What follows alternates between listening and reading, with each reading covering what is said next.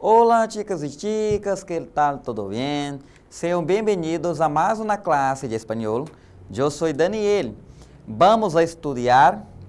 En la clase de hoy nosotros vamos a hablar acerca de las festividades de los países de la lengua española. Entonces yo pregunto a usted, ¿conoce alguna manifestación, alguna fiesta, algún baile que se celebra en algún país que habla español? ¿Ya tuvieron la oportunidad? ¿Ya tuvieron que hablar de las fiestas? ¿Por qué?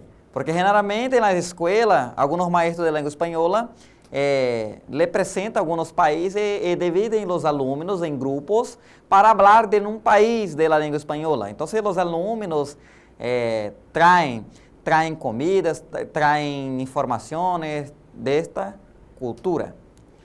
Então, galera, falar de cultura é falar da própria essência, da identidade de uma nação, de um povo.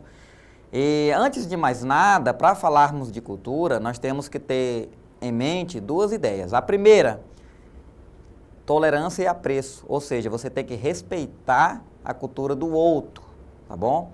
Então essa questão de respeitar as diferenças, as culturas não são iguais.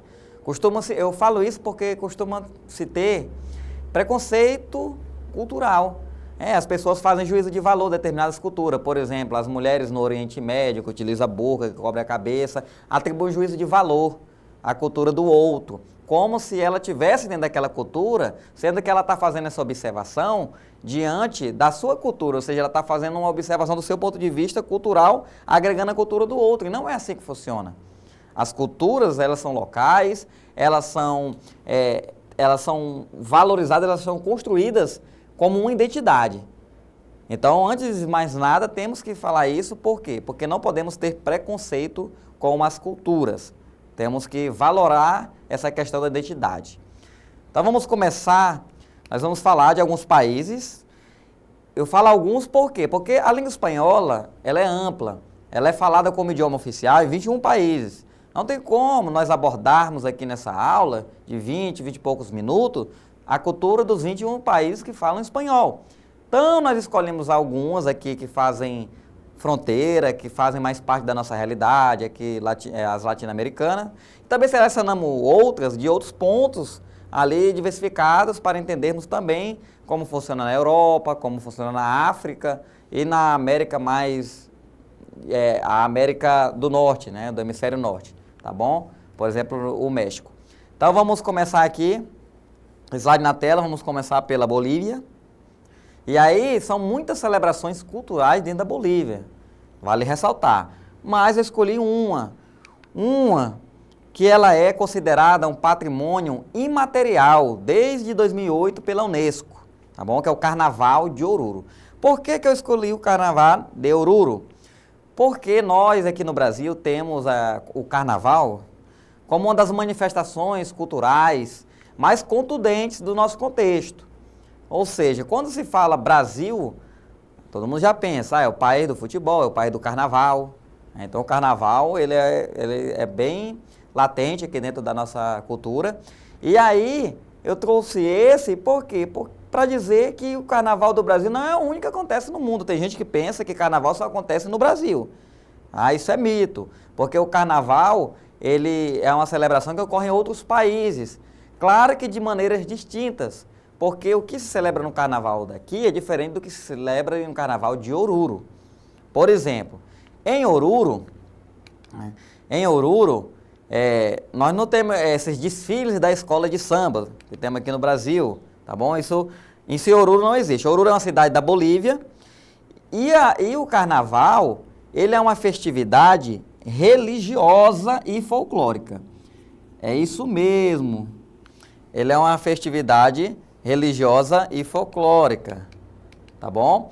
E essa festividade religiosa e folclórica, ela é atribuída aí a uma mistura, uma miscigenação da religião católica com as crenças religiosas dos povos pré-colombianos, que eram os incas nessa região. Então, a mistura da crença inca com as crenças católicas. Por quê? Porque os espanhóis, quando colonizaram a Bolívia, eles trouxeram consigo a religião católica, que era a religião e ainda é hoje a predominante do mundo. Então, o que é que se inclui nessas celebrações? Se inclui várias danças. Entre elas, nós temos a diablada. Por exemplo, a que está sendo manifestada na imagem aí é a diablada. E o que significa essa diablada, professor? A diablada é uma dança que ela mistura elementos do bem com o mal, mas ali voltado ao arcanjo Miguel, né, contra os demônios. Então, o arcanjo Miguel representa o bem, os demônios representam o mal. Então, essa representação da diablada, ela mostra essa luta entre o bem e o mal. Aí também temos a morenada. Essa morenada é uma dança que remete à colonização das pessoas em situação de escravidão. Então, não é só no Brasil que houve escravidão, que trouxeram os escravos da África. Esses escravos da África eram produtos do mercado europeu e eles eram trazidos para diversos países. Na época não eram países, eram colônias aqui da América do Sul. Então, os escravos também foram trazidos para a Bolívia. E aí criou-se essa dança, a morenada, para mostrar, para se remeter a essa parte da história, que foi a escravidão. Então mostra ali danças típicas que eram, que os povos da África trouxeram, na verdade, como aqui no Brasil, por exemplo, a capoeira, que é uma dança misturada com luta, que remete a esse período. Dentro da Bolívia tem a morenada. E as danças também caporales, as danças caporales, que também são manifestadas dentro do contexto da Bolívia, elas são voltadas à parte do campo, à agricultura. Os incas, eles eram grandes agricultores, tinham muitas técnicas modernas de agricultura. Então, essas técnicas de agricultura é remetida hoje ao homem do campo, o homem rural, dentro da dança das caporales. Dando continuidade, vamos falar um pouquinho aqui do Peru. O Peru, que também é um país fronteiriço aqui com o Acre, com o Brasil. Escolhi aí a festividade da Virgem da Candelária, porque é uma festividade que ela reúne diversas manifestações típicas do Peru, tá bom?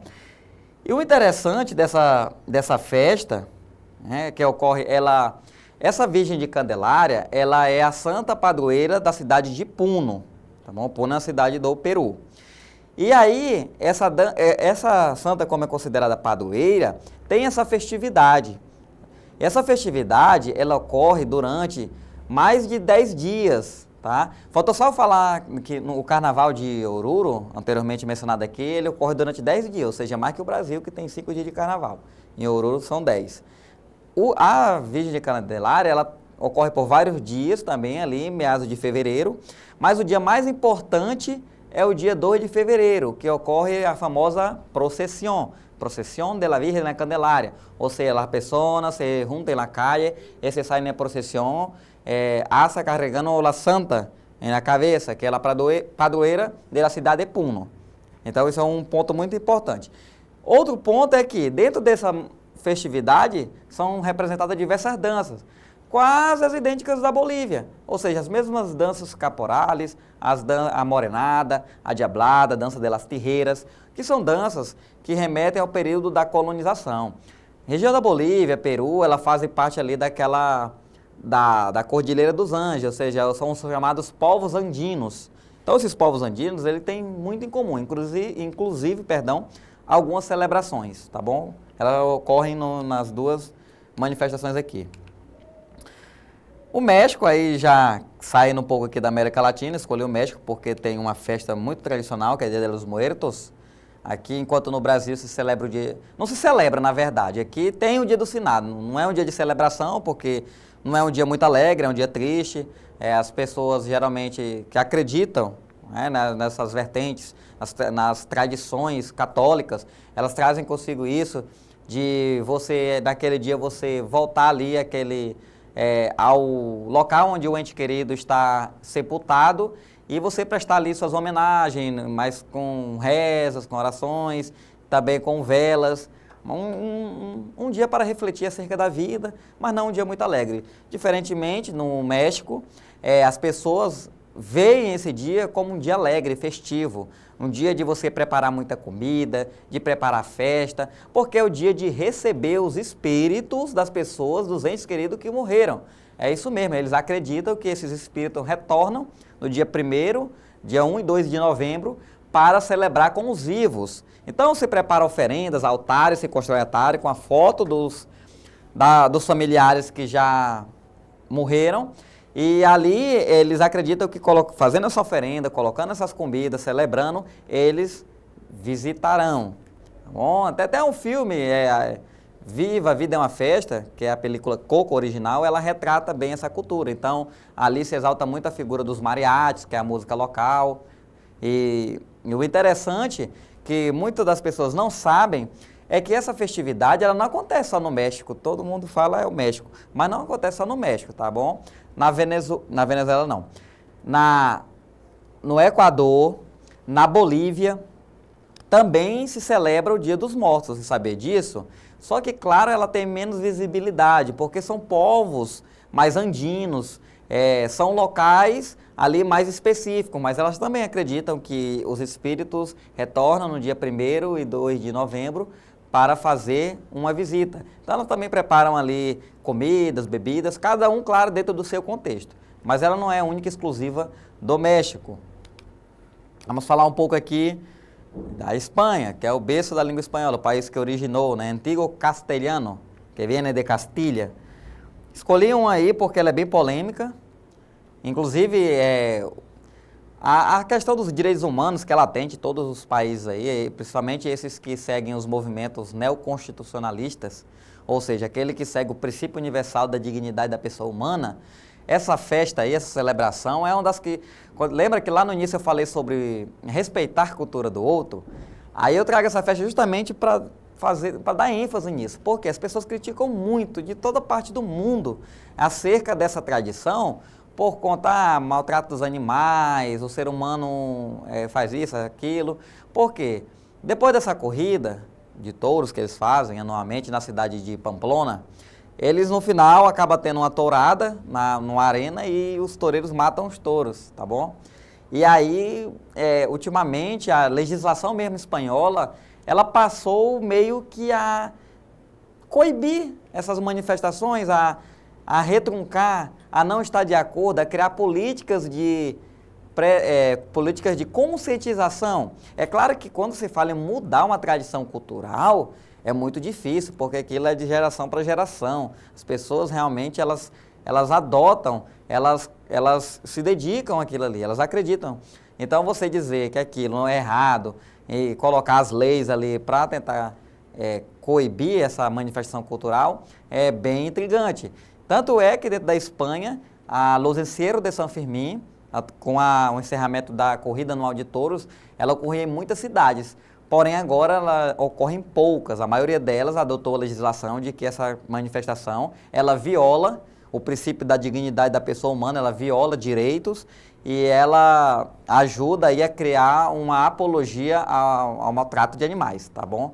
Então, ela ocorre ainda, claro, em Pamplona, porque é onde surgiu, mas ainda com as suas ressalvas. A legislação ela tem tentado ali mudar, de fato, essa corrida de touros para evitar essas sanções, tá bom? Para evitar essa discussão mundial acerca dos direitos humanos.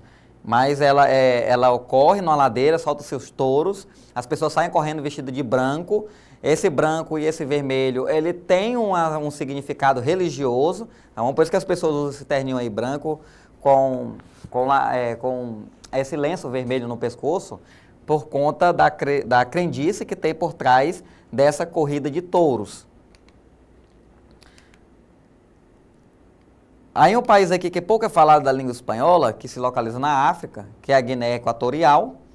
E aí eu trouxe uma celebração para mostrar que o carnaval, como eu havia dito já anteriormente, não é único exclusivamente do Brasil.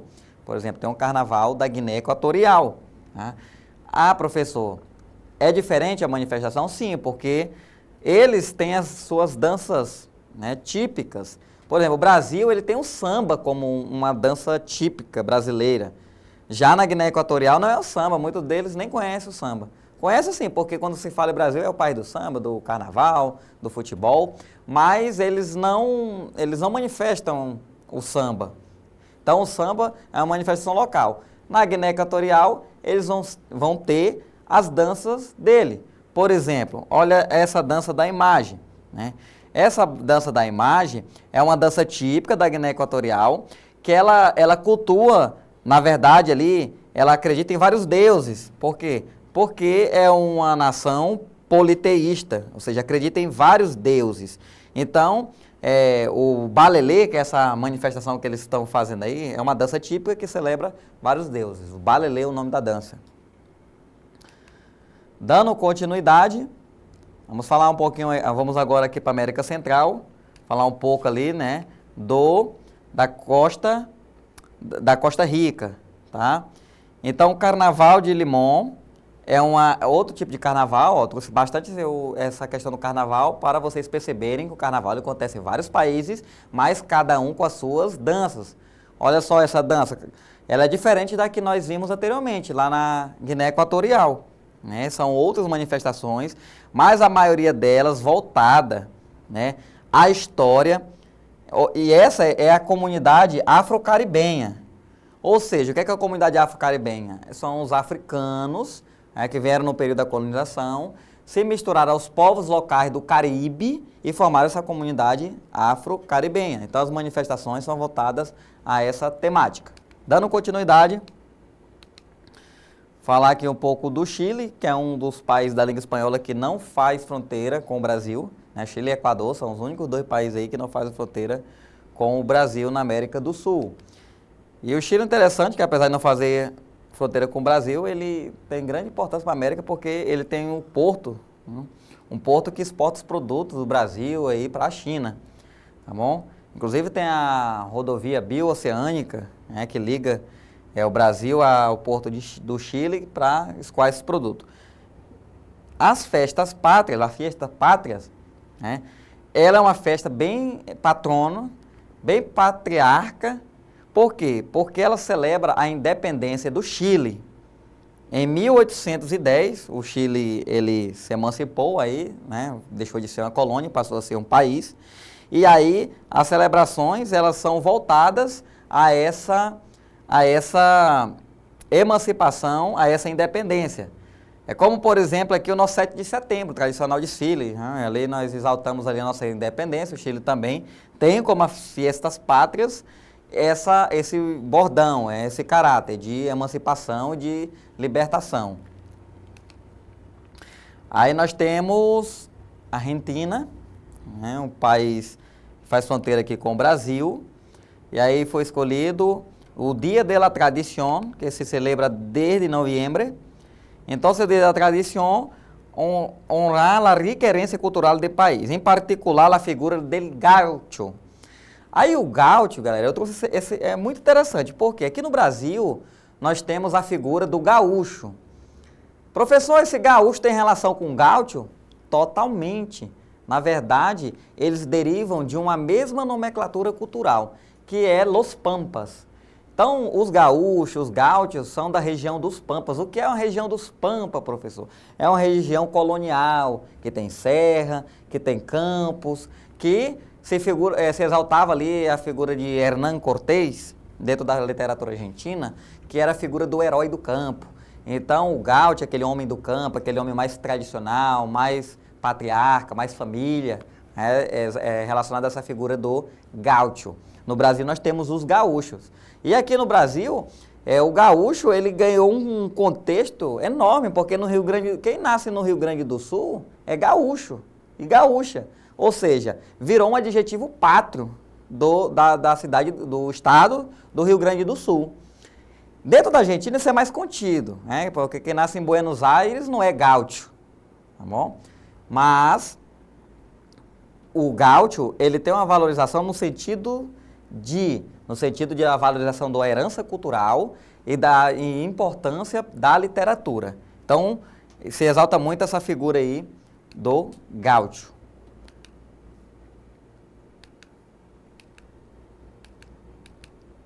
Agora vamos à nossa atividadezinha aqui, galera. Algumas perguntinhas. Vamos lá. O Carnaval de Limón, celebrado na Costa Rica, é uma festividade que carrega profundo significado para a comunidade afro-caribenha local. Qual das seguintes opções descreve melhor a importância cultural primordial desse evento para essa comunidade? Então vamos analisar os itens. É uma simples festa turística. É uma simples festa turística? Não é só isso, né, pessoal? Não é só isso. Não é só uma simples festa turística. Festa turística. E muito menos sem conexão. Ela tem conexão e não é uma simples festa turística. Então, isso aqui eu descarto.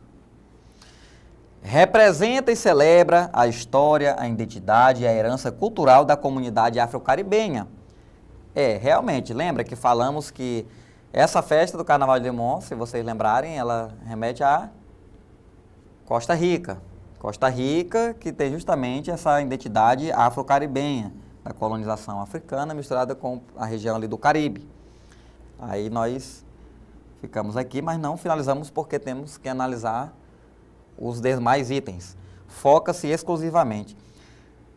Pessoal, em concurso, em provas, vocês vão saber que esses termos exclusivamente, única forma, somente, são termos de totalidade determinada, ou seja, a gente tende a ter uma cautela maior quando observa essas palavras, porque elas são distratores.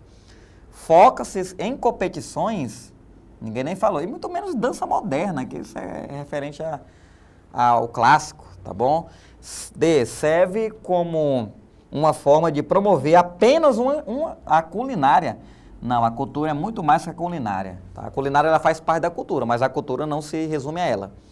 E a festa não tem nenhuma importância, olha o termo de totalidade aqui, ó, nenhuma. Claro que não, tem muita importância sim, toda cultura é importante. Já falamos isso lá no começo, é uma questão de identidade. Vamos para a questão 2.